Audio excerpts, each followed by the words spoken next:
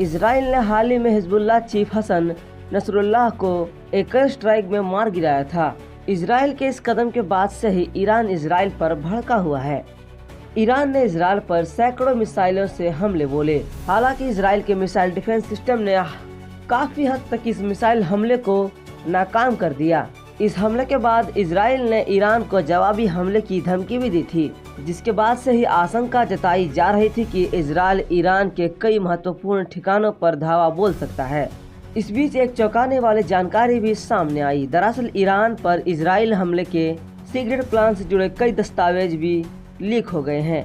Reports के मुताबिक 2 अत्यधिक खुफिया दस्तावेज अमेरिका में लीक हुए हैं, जिसमें कथित तौर पर ईरान पर संभावित हमले के लिए इसराइल की सेना तैयारियों का खुलासा किया गया है।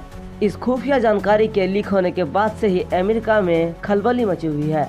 खुफिया जानकारी लीक होने के बाद अमेरिकी अधिकारी इस जांच में जुटे हुए हैं।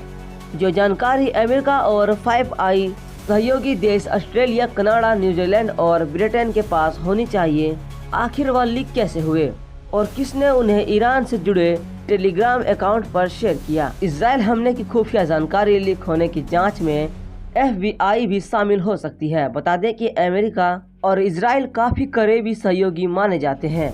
अमेरिका कई मोर्चों पर इसराइल की मदद करता आया है। अमेरिका में बड़ी संख्या में यहूदी रहते हैं। इस वजह से भी अमेरिका प्रशासन भी इस खुफिया जानकारी के लीक होने से चिंतित है। बता दें कि ईरान पर इसराइल हमले का सीक्रेट प्लान भले ही लीक हो गया हो, लेकिन इसराइल अब भी हमास और हिजबुल्लाह के खिलाफ कहर बरप रहा है। गौरतलब है कि पिछले साल 7 अक्टूबर को इसराइल पर हुए हमले का मास्टरमाइंड यवा सिनवार को माना जाता था। सिनवार गाजा के लादेन के नाम से मशहूर था। इसराइल का बड़ा दुश्मन था। हालांकि इसराइल ने यवा सिनवार को भी मार गिराया। बता दें कि 16 अक्टूबर को इसराइल डिफेंस फोर्स यानी IDF के एक ब्रिगेड के गश्त के दौरान शनिवार को मार गिराया। मीडिया रिपोर्ट्स के मुताबिक हमास के लड़ाकों ने इसराइल सैनिकों से बचने की कोशिश की थी। हालांकि इसराइल सेना काफी करीब आ गई और हमास के लड़ाकों को देख लिया। इस दौरान इसराइल सैनिकों ने जबरदस्त गोलीबारी की।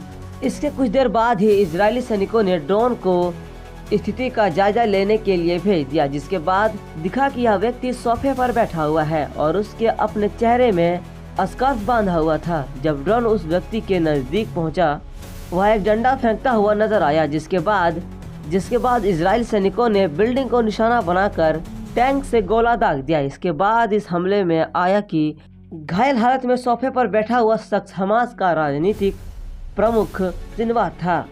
वैसे दोस्तों, आज की वीडियो में बस इतना ही। मिलते हैं फिर से धमाकेदार वीडियो के साथ। तब तक के लिए जय हिंद।